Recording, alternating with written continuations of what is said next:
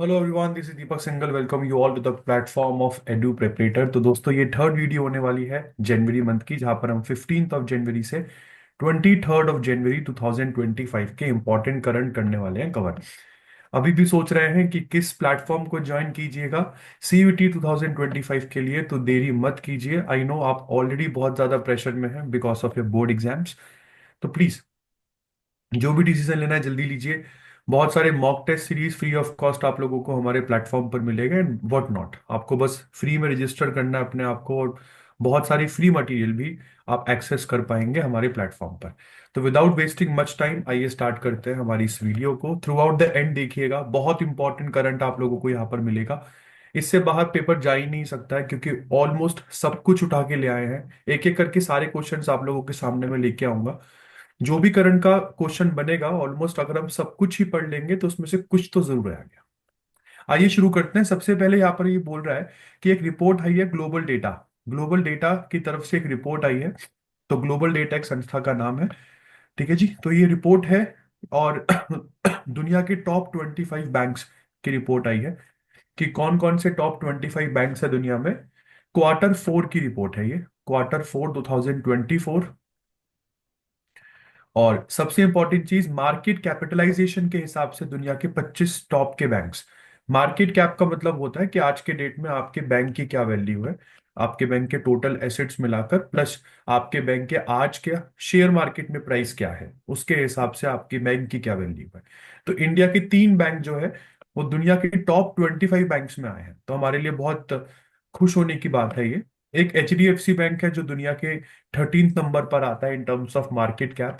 ICICI bank आता है दुनिया में 19th नंबर पर। और एसबीआई आता है दुनिया में 24th नंबर पर। नंबर 1 पर जेपी मॉर्गन तो आपके पास है ही, तो ये तो आपको दिखेगा ही दिखेगा। प्लस गोल्डमैन सैश की भी परफॉर्मेंस काफी बढ़िया रही, ये भी टॉप 25 में आपको देखने को मिलेगा।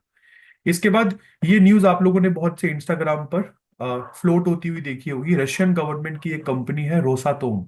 रोसातोम ने 6th और फाइनल यूनिट जो है कुंडनकुलम न्यूक्लियर पावर प्लांट की, वो वहां से भेज दी है। आपको बता दूं, 6th और फाइनल यूनिट जो है कुंदकुलम न्यूक्लियर पावर प्लांट की, ये सेटअप होने वाली है तमिलनाडु के तिरुनलवेली डिस्ट्रिक्ट के कुंदकुलम में। तो ये ऑन बोर्ड, ये जो यूनिट आपको यहाँ पर दिख रही होगी, ये फोटो रशिया से है। तो ये यूनिट जो है न्यूक्लियर पावर प्लांट की, ये ऑन बोर्ड एक स्पेशलाइज शिप पर रखी जा चुकी है और बहुत ही जल्द जो है वो हम तक पहुंच जाएगी। ये इक्विपमेंट जो आपको यहाँ पर दिख रहा है इस समय, ये 320 टन का है। इसको मैन्युफैक्चर किया है Atommash Rosatom machine building division के द्वारा। और 2024 के लास्ट में इसको शिप कर दिया गया था, और ये कभी भी पहुंचेगा। आपको बता दूं, 1988 में इंडिया और सोवियत यूनियन के बीच में एक पैक्ट हुआ था, एग्रीमेंट हुआ था, जिसमें 6000 मेगावाट का न्यूक्लियर पावर प्लांट तमिलनाडु के कुंदकुलम में यूएसएसआर हमारे लिए बना रहा है। मतलब उसने बोला था कि हम आपके लिए बनाएंगे। और nuclear power corporation of India की रिपोर्ट अगर मैं आपको बताऊं 2024 की, तो वो ये बोल रहा है कि इस समय इंडिया में 24 न्यूक्लियर रिएक्टर्स ऑपरेशनल है, जिसकी टोटल कैपेसिटी 8080 मेगावाट की है। इसके बाद आगे की बात करते हैं बेटा। काशी तमिल सॉरी अपना संगमम काशी तमिल संगमम जो है, ये अगले महीने फरवरी में 15 से 24 के बीच में सेलिब्रेट किया जाएगा। और ये इस बार का थर्ड एडिशन होगा काशी तमिल संगमम का। और इस पूरे की पूरे काशी तमिल संगमम में इस बार ऋषि अगस्त्य को फोकस बनाकर इस पूरे की पूरे जो प्रोग्राम है इसको होस्ट किया जाएगा। आपको बता दूं, ये प्रोग्राम काशी और तमिलनाडु के बीच के कल्चरल बॉन्ड और सिविलाइजेशनल हिस्ट्री को ज्यादा फोकस करता है। इसके बाद प्राइम मिनिस्टर मोदी ने 150 रुपीज का कमेमोरेटिव कॉइन जो है वो यहाँ पे लॉन्च कर दिया है बेटा। 150th फाउंडेशन डे था आईएमडी का, इंडियन मेटेरोलॉजिकल डिपार्टमेंट का। आपको बता दूं, इंडियन मेटेरोलॉजिकल डिपार्टमेंट 1875 में अंग्रेजों के समय बनी एक बॉडी है जो वेदर फोरकास्ट, ट्रॉपिकल साइक्लोन्स के बारे में, मॉनसून फेलियर्स के बारे में ये सारी रिपोर्ट आप लोगों को देती रहती है। मिनिस्ट्री ऑफ अर्थ साइंसेस के अंडर ये डिपार्टमेंट आता है। इसके बाद आगे बात करते हैं India Energy Week. India Energy Week 2025 जो है इसका, जो ये इंडिया एनर्जी वीक जो है, ये एक तरह का प्रोग्राम है जो अगले महीने 11th से लेकर 14 फरवरी 2025 के बीच न्यू दिल्ली में ऑर्गेनाइज होने वाला है। दुनिया भर की एजेंसीज जैसे कि OPEC, Organization of Petroleum Exporting Countries, IEA, International Energy Agency, ये यहाँ पर आएंगी। और इंडिया का रोल पूरी दुनिया के सामने रखा जाएगा as a third largest energy consumer. आपको पता ही है 70 से 80% के आसपास जो एनर्जी आज आप कंज्यूम करते हैं, और वो सब इंपोर्टेड एनर्जी है, खास करके क्रूड ऑयल। तो इस पूरे इंडिया एनर्जी वीक 2025 का जो फोकस है वो 7 स्ट्रैटेजिक थीम्स पर रहेगा। पहला है कोलैबोरेशन, दूसरा रिजीलियंस, तीसरा है transition, fourth capacity, fifth digital frontiers, sixth innovation and seventh is leadership. इसके बाद आपको यहाँ पर जो खंबे पे चढ़ा हुआ दिख रहा है, ये एक्चुअली में जियो की तरफ से है। आपको बता दूं, रिलायंस जियो यहाँ पर बहुत ही जल्द सियाचिन के पास भी इंटरनेट सर्विसेज जो है ये लॉन्च करने वाला है। तो अब सियाचिन में बैठे हमारे जवान राउंड द ईयर हम लोगों से कनेक्टेड रह पाएंगे। तो ये दुनिया का सबसे हाईएस्ट बैटलफील्ड है। अगर हम सियाचिन की बात करते हैं, इंदिरा गांधी के टाइम पीरियड में सियाचिन को भारत ने जीता था। तो रिलायंस जियो सक्सेसफुली डिप्लॉय कर चुका है अपना पहला 5G साइट इन सियाचिन ग्लेशियर। और ये एक बहुत ही सिग्निफिकेंट अचीवमेंट है इस टेलीकॉम कंपनी के लिए, प्लस इंडियन आर्मी के लिए भी, क्योंकि 5G नेटवर्क से हमारे सोल्जर्स जो है वो सीमलेसली इतने चैलेंजिंग रीजन में हम लोगों से कनेक्टेड रह पाएंगे। इसके बाद आगे बात करते हैं दोस्तों, Justice Upadhyay Bombay High Court के चीफ जस्टिस हैं। इनको हाल फिलहाल में दिल्ली हाई कोर्ट का चीफ जस्टिस अपॉइंट कर दिया गया है। तो जस्टिस उपाध्याय पहले कभी बॉम्बे हाई कोर्ट के चीफ जस्टिस हुआ करते थे, अब इनको दिल्ली हाई कोर्ट का चीफ जस्टिस अपॉइंट कर दिया है। इसके बाद हम आगे की बात करते हैं। नेक्स्ट है लेबनान। लेबनान, आपको बता दूं, इसराइल के ऊपर आपको एक कंट्री दिखेगी। लेबनान में हिजबुल्ला नाम से एक टेररिस्ट ऑर्गेनाइजेशन भी चलता है। तो अभी इस कंट्री ने अपने प्रेसिडेंट, मतलब इस कंट्री के प्रेसिडेंट ने एक इंटरनेशनल जो कोर्ट ऑफ जस्टिस के जज है, इनके नाम है इनका नवाफ नवाफ सलाम, नवाफ सलाम, इनको बना दिया है इस कंट्री का प्राइम मिनिस्टर। तो इंटरनेशनल कोर्ट ऑफ जस्टिस के ये जो है ये जज रह चुके हैं, नाम है इनका नवाफ सलाम। तो 128 मेंबर्स की पार्लियामेंट है लेबनान में, जिसमें से 73 वोट्स जो है वो सर के फेवर में पड़े। मतलब अगर हम 128 में से 73 हटा देते हैं तो तकरीबन 55 वोटर्स ऐसे थे जो सर के अगेंस्ट थे। 73 वोटर्स ने यहाँ पे सर के सपोर्ट में वोट डाला कि ठीक है, इनको पीएम बना देते हैं। लेबनान की बात करते हैं तो कैपिटल लेबनान की है बीरूट, और यहाँ पे लेबनीज पाउंड नाम से करेंसी चलती है। इसके बाद दोस्तों, chief justice of Patna high court आप जो देख रहे हैं, इनका नाम है जस्टिस कृष्णन विनोद चंद्रन। जस्टिस कृष्णन विनोद चंद्रन, इनको अपॉइंट कर लिया गया है chief justice of Patna high court. Patna high court आपको पता ही है बिहार में काम करता है। इसके बाद आगे बात करते हैं दोस्तों, सिंगापुर के प्रेसिडेंट जिनका नाम है थर्मन शनमुगारत्नम।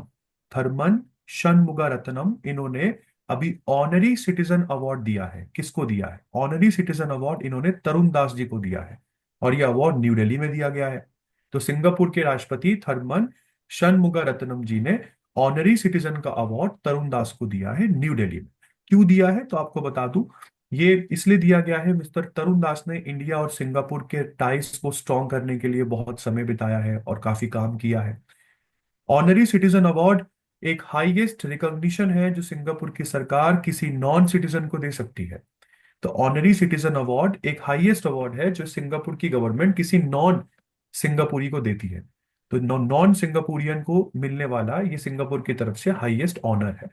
इसके बाद अमिताभ घोष के बारे में तो हम जानते ही हैं। अमिताभ घोष फॉर्मर सेक्रेटरी भी रह चुके हैं, फॉरेन फॉरेन सेक्रेटरी। इसके साथ कई सारी बुक्स लिखी है सर ने। तो अभी नई बुक लॉन्च करी है इन्होंने, नाम है इसका वाइल्ड फिक्शंस। वाइल्ड फिक्शंस नाम से इन्होंने नई बुक लॉन्च करी है। इससे पहले भी कई सारी बुक्स जैसे Hungry Tide, Shadow Lines, non fiction books जैसे कि great D derangement, climate change and unthinkable, ऐसी बुक्स भी सर लिख चुके हैं। सर को एरास्मस प्राइज भी मिल चुका है। मैं बात कर रहा हूं अमिताभ घोष के बारे में। इसके बाद दोस्तों, इंडिया ने हाल फिलहाल में नाग नाग मार्क 2 मिसाइल का सक्सेसफुली जो टेस्ट है ये कंडक्ट कर लिया है। आपको बता दूं किसने किया इंडिया की तरफ से ये टेस्ट कंडक्ट, तो डीआरडीओ ने, डिफेंस रिसर्च डेवलपमेंट ऑर्गेनाइजेशन।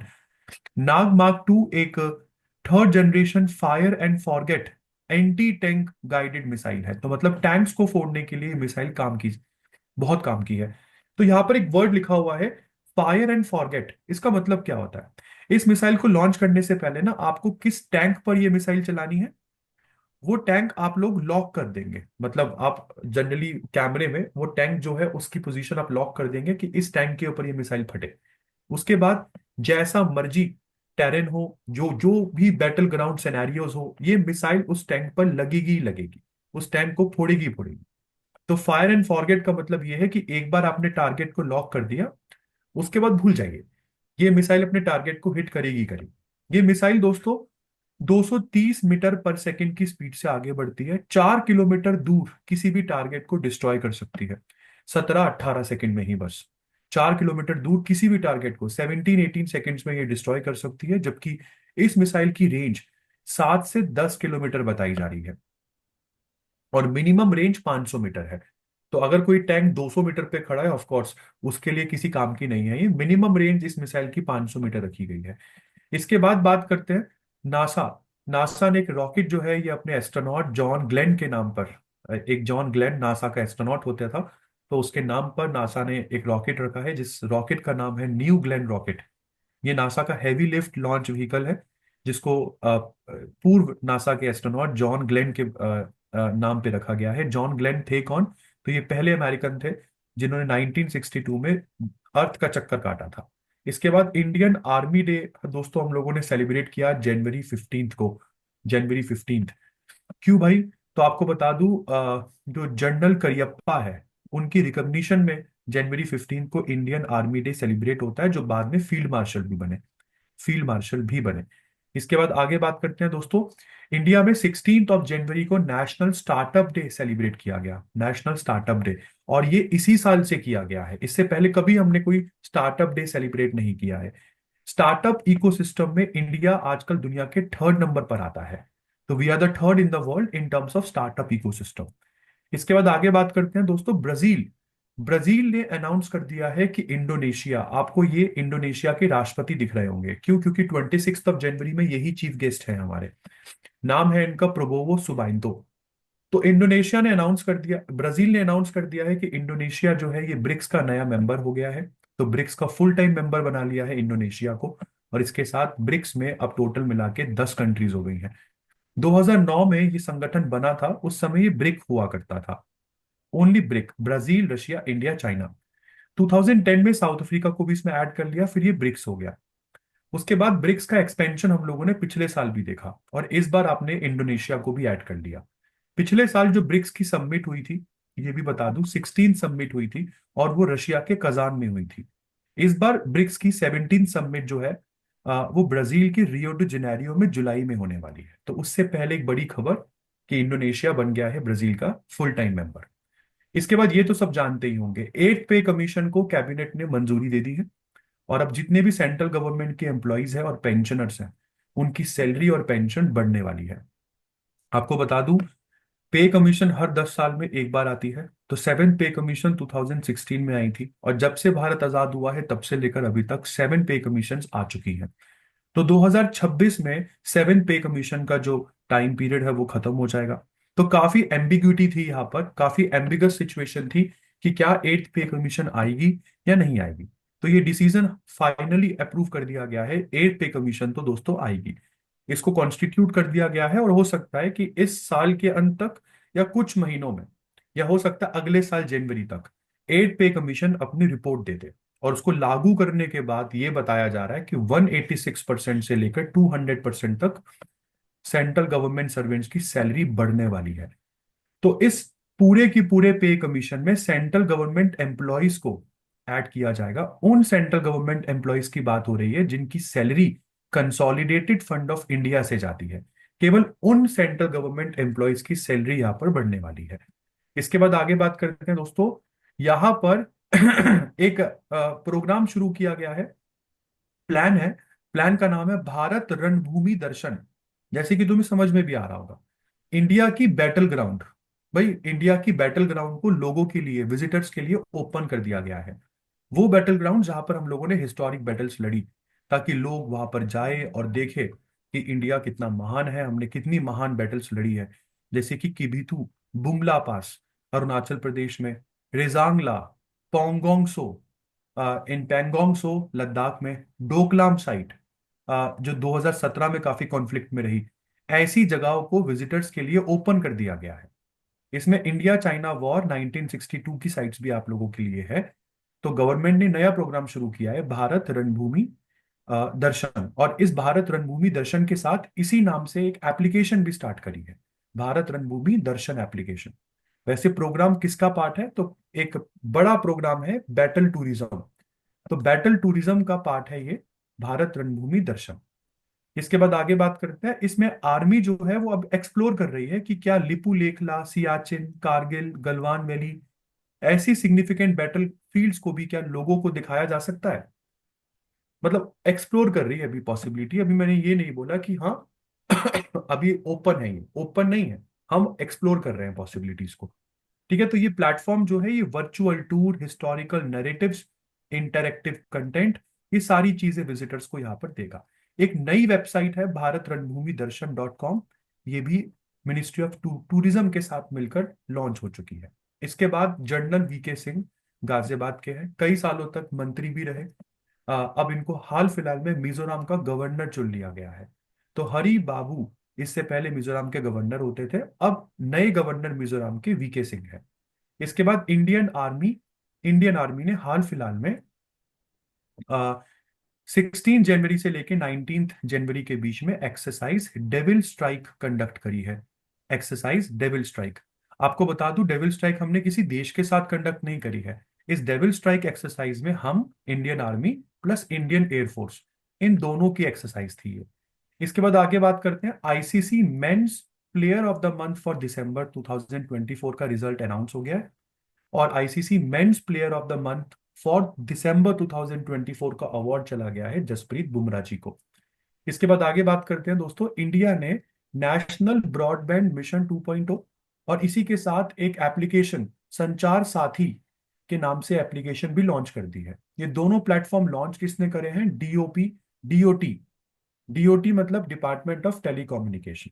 दोनों का मैं आपको एम बता दूं, नेशनल ब्रॉडबैंड मिशन हो या संचार साथी मोबाइल एप्लीकेशन हो, दोनों का एम है इंडिया की 1.7 लाख विलेजेस जो बची हुई हैं उनको कनेक्ट करना, और इंश्योर करना कि 60 out of every 100 house hold they have broadband connectivity, कि रूरल एरियाज में 100 घरों में कम से कम 60 घरों में तो ब्रॉडबैंड लगा ही हो, और यहाँ पे मिनिमम ब्रॉडबैंड जो स्पीड हो वो कम से कम 100 MBPS की तो मिले ही मिले। तो ऐसे में इंडिया बेहतर तरीके से कनेक्ट रह पाएगा।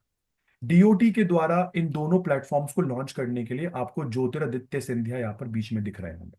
इसके बाद आगे बात करते हैं, चाइना ने कंप्लीट कर लिया है कंस्ट्रक्शन दुनिया की सबसे लंबी एक्सप्रेसवे टनल का, जिसका नाम है तियानशान शैंगली टनल। तियानशान शैंगली टनल जो कि जिनजियांग उइगुर ऑटोनोमस रीजन में लोकेटेड है, जिनजियांग उइगुर ऑटोनोमस रीजन में लोकेटेड है। इस टनल की लेंथ दोस्तों 22.13 किलोमीटर की है, और ये 3,000 फीट पर लोकेटेड है फ्रॉम द सी लेवल। 3 घंटे के डिस्टेंस को ये टनल ने 20 मिनट का 20 मिनट के डिस्टेंस में कन्वर्ट कर दिया है। इसके बाद आंध्र प्रदेश से ये खबर आ रही है, आंध्र प्रदेश की गवर्नमेंट ने रथा रथा सप्तमी को स्टेट फेस्टिवल डिक्लेयर कर दिया है। दे have declared Ratha Saptami as a state festival to be celebrated over 3 days at Shri Surya Narayana Swami temple in Arasavalli, Srikakulam district. तो ये 3 दिन तक मनाया जाएगा, कहां पर, श्री सूर्य नारायण स्वामी टेम्पल में। ये श्री काकुलम डिस्ट्रिक्ट में लोकेटेड एक मंदिर है, श्री काकुलम डिस्ट्रिक्ट में श्री सूर्य नारायणा स्वामी टेम्पल। मैं बात कर रहा हूं रथा सप्तमी की। तो ये आंध्र प्रदेश का स्टेट फेस्टिवल हो गया है। आंध्र प्रदेश के गवर्नर है सैयद अब्दुल नाजीर, और चंद्रबाबू नायडू तो आपको पता ही है टीडीपी के चीफ है, जो इस समय आंध्र प्रदेश चला रहे हैं। अमरावती कैपिटल है आंध्र प्रदेश की। इसके बाद दोस्तों आईएनएस मुंबई जो है, जो पूरी तरीके से हमने ही बनाई है, ये हमारा गाइडेड मिसाइल डिस्ट्रॉयर शिप है आईएनएस मुंबई। ये मल्टीनेशनल एक्सरसाइज ला ला पेरोज नाम से एक मल्टीनेशनल एक्सरसाइज होती है जिसमें दुनिया भर की नेवीज आती है। तो इस ला पेरोज नामक नेवल एक्सरसाइज में इंडिया की तरफ से आईएनएस मुंबई शामिल होगा। इस ला पेरोज एक्सरसाइज का फर्स्ट एडिशन 2019 में हुआ था। थर्ड एडिशन 2023 में हुआ था, आपको ये बता दूं।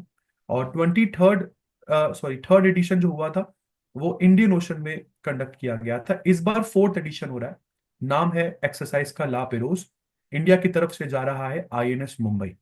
इंडिया के अलावा Australian navy, French navy, British navy जिसको ये रॉयल नेवी कहते हैं, United states navy, Indonesian navy, Malaysia की नेवी, सिंगापुर की नेवी, कैनेडियन नेवी, तो इतनी सारी नेवीज दुनिया के दिग्गज देशों की यहाँ पर शामिल होंगी। इसके बाद बेटा गूगल ने एक नेक्स्ट जनरेशन चिप लॉन्च कर दी है। चिप का नाम है विलो। तो आपसे पूछा जाए व्हाट इज विलो? विलो एक क्वांटम कंप्यूटिंग चिप है। अब क्वांटम कंप्यूटिंग क्या होता है? क्वांटम मैकेनिक्स एक्चुअली में उन प्रॉब्लम्स को सॉल्व करने में इस्तेमाल किया जाता है जो एक ह्यूमन माइंड और एक क्लासिकल कंप्यूटर की कैपेसिटी के बहुत परे है। मतलब हमारे और आपके जैसे कंप्यूटर जो है उनकी कैपेसिटी में नहीं होती ये प्रॉब्लम्स को सॉल्व करना। क्यों? क्योंकि क्लासिकल कंप्यूटर जो है वो 0 या 1 की भाषा में इंफॉर्मेशन को प्रोसेस करते हैं, जिसको बाइनरी कहते हैं। जबकि क्वांटम कंप्यूटर क्यूबिट्स में इंफॉर्मेशन को जनरली स्टोर करते हैं। ये 0 और 1 इसमें तो करते ही है कम से, और इसके अलावा ये 0 1 1 0 में भी इंफॉर्मेशन को स्टोर कर सकते हैं जिसको क्यूबिट्स कहते हैं। तो ये सुपर पोजिशन, एंटेंगलमेंट, दो बहुत इंपॉर्टेंट क्वांटम मैकेनिक्स के फिनोमिना है जिसको करने के लिए क्वांटम कंप्यूटिंग जाने जाते हैं, क्वांटम कंप्यूटर्स जाने जाते हैं। तो क्वांटम कंप्यूटर्स को काम करने के लिए जो चिप चाहिए, वो चिप का नेक्स्ट जनरेशन फॉर्म डेवलप कर दिया है गूगल ने। नाम है इसका विलो। इसके बाद आपको बता दूं बेटा, इंडिया ने सक्सेसफुली टेस्ट फायर कर दिया है भार्गव अस्त्र को। भार्गव अस्त्र क्या है? ये हमारा माइक्रो मिसाइल सिस्टम है। तो इंडिया पे होने वाला कोई भी ड्रोन अटैक अगर होगा तो हमारा भार्गव अस्त्र उस ड्रोन अटैक को हवा में 5 किलोमीटर दूर ही उसको डिस्ट्रॉय कर देगा। हमने देखा जिस तरीके से रशिया की बिल्डिंग्स में यूक्रेन के ड्रोन किस तरीके से टकराए। तो बहुत जरूरी है इंडिया के पास ऐसे एंटी ड्रोन सिस्टम होना। तो भार्गव अस्त्र जो है ये 5 किलोमीटर दूर से ही किसी टारगेट को पहचान कर उसको डिटेक्ट करके ऊपर ही खत्म कर सकता है। ये किसी छोटे से छोटे फ्लाइंग ऑब्जेक्ट को भी 6 किलोमीटर की ऊंचाई तक पकड़ सकता है, उसको न्यूट्रलाइज कर सकता है। और ये साइमल्टेनियसली 64 माइक्रो मिसाइल लॉन्च कर सकता है। मैं ये भी बता दूं, साइमल्टेनियसली एक के बाद एक ये 64 माइक्रो मिसाइल लॉन्च कर सकता है। नाम है इसका भार्गव अस्त्र। इसके बाद नोवाक जोकोविक की बात करता हूं। नोवाक जोकोविक ने दुनिया में सबसे ज्यादा ग्रैंड स्लैम मैचेस खेलने का रिकॉर्ड तोड़ दिया है। ठीक है, अभी हाल फिलहाल में नोवाक जोकोविक ने अपना 430th ग्रैंड स्लैम मैच खेला, जिसकी वजह से रॉजर फेडरर के रिकॉर्ड 429 मैचेस को इन्होंने पास कर लिया है। मैं नोवाक जोकोविक की बात कर रहा हूँ। ग्रैंड स्लैम मैच कौन सा खेल रहे थे? ये ऑस्ट्रेलियन ओपन खेल रहे थे।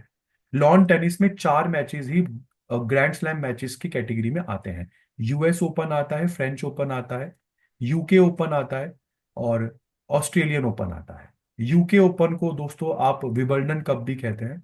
तो grand slam title lawn tennis में इन 4 टूर्नामेंट्स को कहा जाता है। इसके बाद आगे बात करते हैं, अमित शाह की बात करता हूं। इस बार विजयवाड़ा में एनडीआरएफ का 20th राइजिंग डे सेलिब्रेट किया गया, जिसके चीफ गेस्ट इंडिया के home minister plus cooperative minister Amit Shah रहे। आपको पहली बता दूं, जो एनडीआरएफ है ये नेशनल डिजास्टर रिस्पांस फोर्स है। और हमको सबको पता है कि एनडीआरएफ, मुझे बताने की जरूरत नहीं है, कई बार एनडीआरएफ ने वो किस चीज के कैपेबल है उसका आप लोगों को नमूना दिया है। तो क्यों, जब टर्की में बहुत बड़ा भूकंप आया था तब भी एनडीआरएफ की टीम मौके पर पहुंची थी। एनडीआरएफ ने किस तरीके से टर्की और सीरिया में जो है अपने लोगों को निकाला भूकंप से, मतलब मलबे में दबे हुए लोगों को बाहर निकाला, अपने आप में बड़ी चीज थी। तो दोस्तों 2006 में एनडीआरएफ की स्थापना हुई थी। और इंटरनेशनली आज इंडिया की एनडीआरएफ को लोग मानते हैं। टर्की, नेपाल, म्यांमार, वियतनाम जैसी कंट्रीज। क्यों? क्योंकि हम, मतलब मेजर से मेजर जो तूफान हो जो इंडिया में पिछले 2 सालों में आया है, इंडिया के पिछले 2 सालों की हिस्ट्री अगर आप निकाल के देख ले, किसी भी स्टॉर्म में एक भी कैजुअलिटी नहीं हुई है, एक भी इंसान मरा नहीं है। इसके बाद आगे बात करते हैं ब्राजील। ब्राजील ने एक और पार्टनर यहाँ पर अनाउंस कर दिया है ब्रिक्स का, और ये है नाइजीरिया। तो नाइजीरिया पहले पार्टनर बना, इंडोनेशिया उसके बाद बना। तो नाइजीरिया जो है ये ब्रिक्स का 9th पार्टनर बना और इंडोनेशिया 10th पार्टनर बना। तो अब मैं आपको बता दूं, ये जो नाइजीरिया है ये पार्टनर कंट्री बना है, पार्टनर कंट्री। ये कोई फुल टाइम मेंबर नहीं बना है ब्रिक्स का। तो यहाँ पर प्लीज कंफ्यूज मत होना, ब्रिक्स के फुल टाइम 10 मेंबर्स ही हैं। रिसेंटली 10th मेंबर ऐड हुआ है इंडोनेशिया, बट वो फुल टाइम मेंबर ऐड हुआ है, माफ कीजिएगा। नाइजीरिया जो है ये पार्टनर कंट्री के रूप में ऐड किया है। पार्टनर कंट्री इन टोटल अब 9 हो गई है। Belarus, Bolivia, Cuba, Kazakhstan, Malaysia, Thailand, Uganda और उज्बेकिस्तान। तो ये सब पार्टनर कंट्रीज हैं। अब इसमें नाम जोड़ लो नाइजीरिया का भी। तो ब्रिक्स में इन टोटल 10 मेंबर्स आते हैं आज की डेट में टोटल। अगर 10 की बात करते हैं तो 10 परमानेंट मेंबर्स हैं, परमानेंट मेंबर्स हैं 10। और 9 हो गए हैं पार्टनर कंट्रीज, 9 पार्टनर कंट्रीज हो चुकी हैं। इसके बाद नाइजीरिया के बारे में बात करते हैं। तो नाइजीरिया की कैपिटल अबूजा है, एक अफ्रीकन कंट्री है। प्रेसिडेंट है बोला अहमद तिनुबू। वाइस प्रेसिडेंट है काशिम शमिता। और करेंसी यहाँ पर नाइरा चलती है, नाइजीरियन नाइरा। इसके बाद ज्ञानेंद्र प्रताप सिंह की बात कर लेते हैं दोस्तों। ज्ञानेंद्र प्रताप सिंह सीआरपीएफ के नए डीजी बन चुके हैं।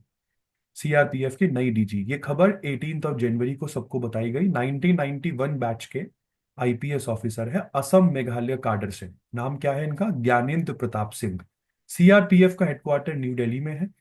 डायरेक्टर जनरल आपको पता चल गया, ज्ञानेंद्र प्रताप सिंह है। और सीआरपीएफ का मोटो है सेवा और निष्ठा, सर्विस एंड लॉयल्टी। इसके बाद बात करते हैं इंडिया ने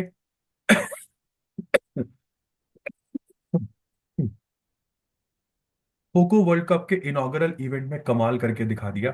आपको पता ही है, खो खो वर्ल्ड कप अभी इंडिया में ही खेला गया था, इंदिरा गांधी इंडोर स्टेडियम में। जिसके जो ब्रांड एम्बेसडर रहे वो सलमान खान जी रहे। तो जो इंडिया ने यहाँ पर हिस्ट्री क्रिएट कर दी है, क्योंकि मेंस और विमेन दोनों ही टीम्स ने यहाँ पर गोल्ड जीत के लाई है, दोनों ही टीम्स। इंडियन टीम्स ने यहाँ पर, जो मेंस की टीम की बात करते हैं तो इंडियन टीम्स यहाँ पर नेपाल से जीती। मेंस टीम जीती 54-36 से, और विमेन टीम ने 78-40 से सॉरी माफ कीजिएगा, यहाँ पे डोमिनेट किया।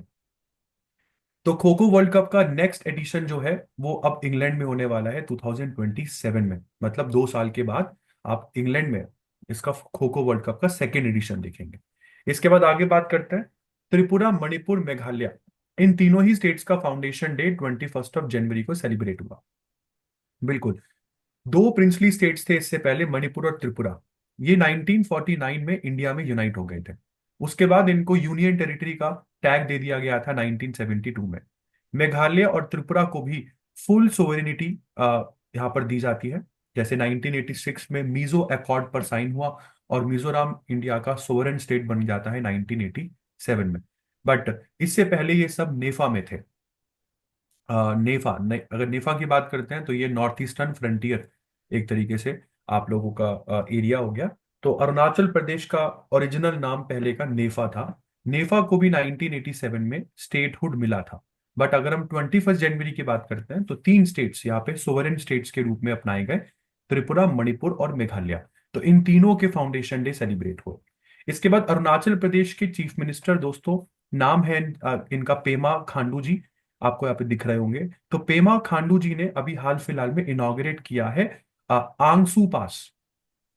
इसको बहुत से लोग आंगसू पास भी कहते हैं, बहुत से लोग पांगसाउ पास भी कहते हैं। तो आपके ऊपर है आप उसको कैसे प्रोनाउंसिएट करते हैं। It can be pronounciated either way, Pangsau pass या आंगसाउ पास। तो अरुणाचल प्रदेश के चीफ मिनिस्टर पेमा खांडू ने इनॉग्रेट किया है मच एंटिसिपेटेड इंटरनेशनल पास, जिसका नाम है आंगसाउ पास इंटरनेशनल फेस्टिवल। जो कि एक बहुत ही वाइब्रेंट कल्चरल इवेंट है, फेस्टिवल है। ठीक है जी। आपको इसके बारे में पता होना चाहिए कि 2020 में ये लास्ट सेलिब्रेट हुआ था, उसके बाद फिर कभी सेलिब्रेट नहीं हो पाया। तो क्योंकि 2021 में तो फिर आपको पता ही है कोविड-19 पेंडेमिक आ गया था। तो 2020 के बाद से, मतलब 4 साल के बाद इसका एक वाइब्रेंट वापसी हो रहा है, 4 साल के ब्रेक के बाद, पांगसाउ पास इंटरनेशनल फेस्टिवल का। यहाँ पर क्या होता है आपको बता दूं, बहुत ही रिच कल्चरल रीजन और वो इवेंट रहता है। यहाँ पर बहुत सारी कल्चरल ट्रूप्स जो है 26 डाइवर्स ट्राइबल कम्युनिटीज की, वो यहाँ पर परफॉर्म करती हैं, लोगों को कल्चर अपना खान पान दिखाती हैं। और यहाँ पर 26 डाइवर्स जो ट्राइबल कम्युनिटीज आती हैं, इसके साथ साथ 3 ग्रुप्स म्यांमार से भी आते हैं। तो अरुणाचल प्रदेश के गवर्नर कवैया सॉरी काई काईवालिया परनाइक जी हैं, कैपिटल ईटानगर है। ये कुछ अरुणाचल प्रदेश के इंपॉर्टेंट नेशनल पार्क और वाइल्ड लाइफ सेंचुरीज हैं। इसके बाद आपको बताइए, डोनाल्ड जे ट्रम्प बन चुके हैं अमेरिका के 47वें प्रेसिडेंट। और इन्हीं के साथ एक हिस्ट्री क्रिएट हो गई है। हिस्ट्री क्या क्रिएट हो गई है, ऐसा पहले 131 ईयर्स पहले हुआ था, जब एक प्रेसिडेंट जो है वो एक गैप के बाद दोबारा प्रेसिडेंट बना अमेरिका का।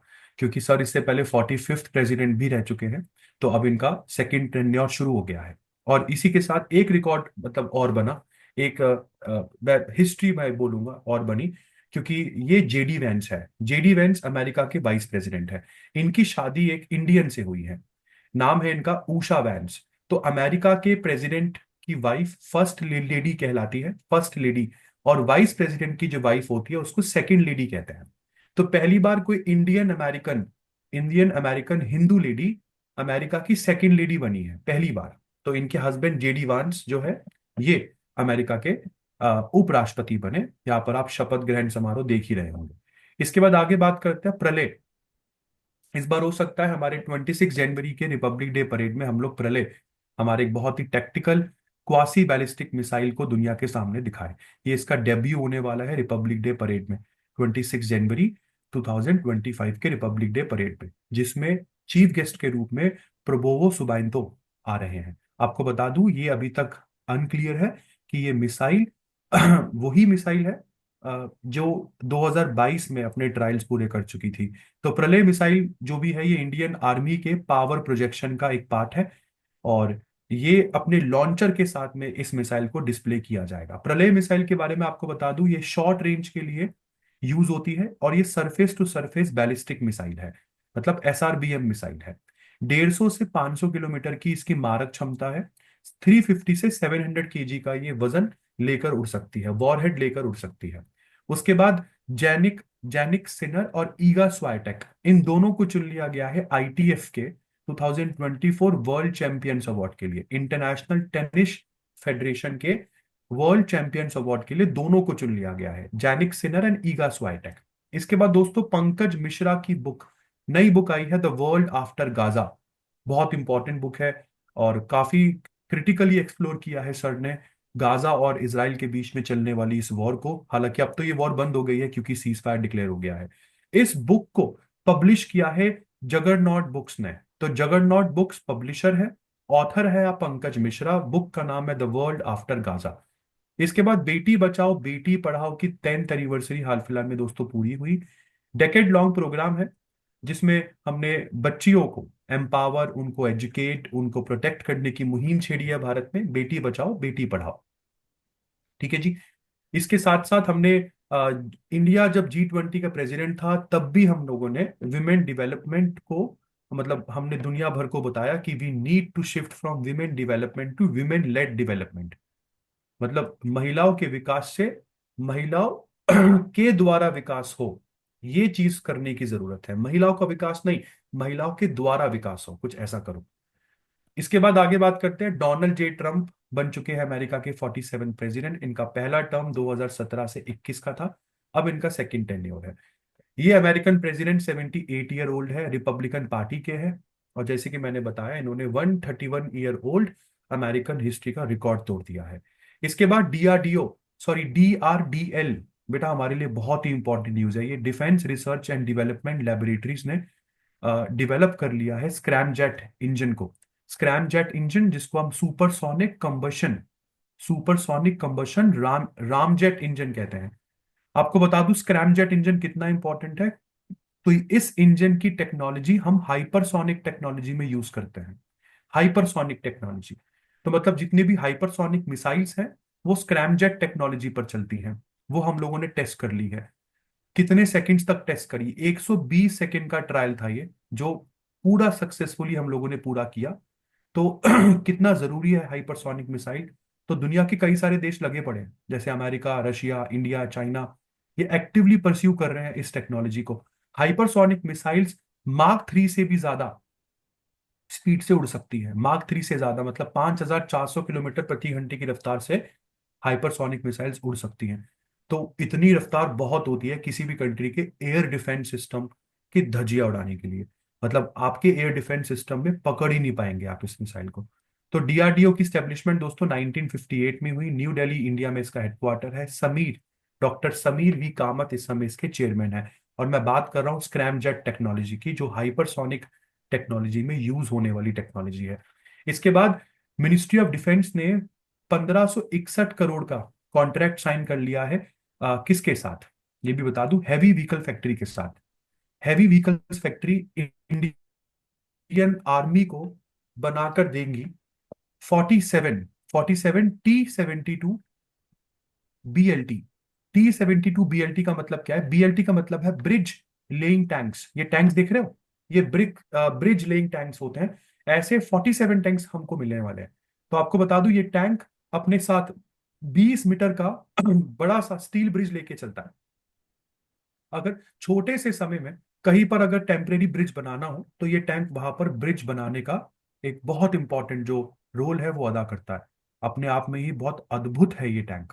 मतलब कहीं पर आपको जरूरत है ब्रिज बनाने की, मूव नहीं कर पा रहे हो, तो ये T72 जो BLT है, ये व्हीकल इंडियन आर्मी यूज करती है। तो ऐसे 47 tanks heavy vehicles factory Indian army को बनाकर देगी 1561 करोड़ में।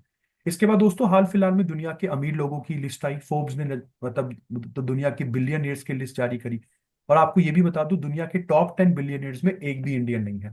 यस, इलॉन मस्क इसमें सबसे टॉप पर है। दुनिया के सबसे रिचेस्ट बताए गए हैं। इनकी अकेले की वेल्थ $433.9 बिलियन की है। और इसकी ज्यादातर वेल्थ इनकी टेस्ला और स्पेसएक्स से आती है। जबकि जेफ बेजोस इनके पीछे है, सेकंड नंबर पर, $239.4 बिलियन की इनकी वेल्थ है। मार्क जुकरबर्ग नंबर थर्ड पर है। इसके बाद आपको बता दूं, यूनाइटेड स्टेट्स में दुनिया के सबसे ज्यादा बिलियनियर्स रहते हैं, उसके बाद चाइना में, और फिर आता है इंडिया। नेक्स्ट आपका आ गया, अभी हाल फिलहाल में इंडिया ने पीडी चैंपियंस ट्रॉफी 2025 जीत ली है दोस्तों। बहुत ही डोमिनेंटली जीती है हम लोगों ने। पीडी का मतलब होता है फिजिकल डिसेबिलिटी। तो Indian physical disability cricket team ने फिजिकल डिसेबिलिटी चैंपियंस ट्रॉफी 2025 जीत ली है। इंग्लैंड को हम लोगों ने फाइनल्स में 79 रन से हराया। फाइनल मैच जो है ये कोलंबो में खेला गया था, FTZ क्रिकेट ग्राउंड्स में। आपको बता दूं, इंडिया ने पहले बल्लेबाजी करते हुए 197 स्कोर बनाए थे 20 ओवर्स में।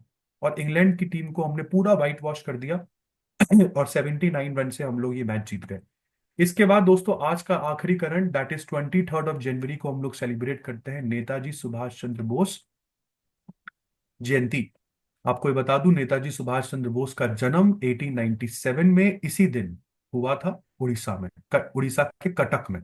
नेताजी सुभाष चंद्र बोस का फेमस डायलॉग दिल्ली चलो, जहां पर इन्होंने आजाद हिंद फौज भी बनाई थी, तुम मुझे खून दो मैं तुम्हें आजादी दूंगा, कुछ इंपॉर्टेंट डायलॉग्स नेताजी सुभाष चंद्र बोस के हैं। और आजाद हिंद फौज वर्ल्ड वॉर 2 के दौरान 1942 में बनाई गई थी। इसी के साथ दोस्तों मैं दीपक सिंघल आप सभी से विदा लेता हूं। आई होप आपको वीडियो पसंद आई होगी। पहली बार वीडियो को देख रहे हैं तो प्लीज चैनल को सब्सक्राइब किए मत जाना। वीडियो को लाइक भी जरूर कीजिएगा। इससे हम लोगों की हिम्मत बनी रहती है कि हाँ, अच्छे लोगों तक और सही लोगों तक हमारा कंटेंट पहुंच रहा है। मिलते हैं नेक्स्ट वीडियो में जो होने वाली है जनवरी मंथ की आखिरी वीडियो। तब तक अपना ध्यान रखिए, घर पे रहिए, सुरक्षित रहिए। धन्यवाद।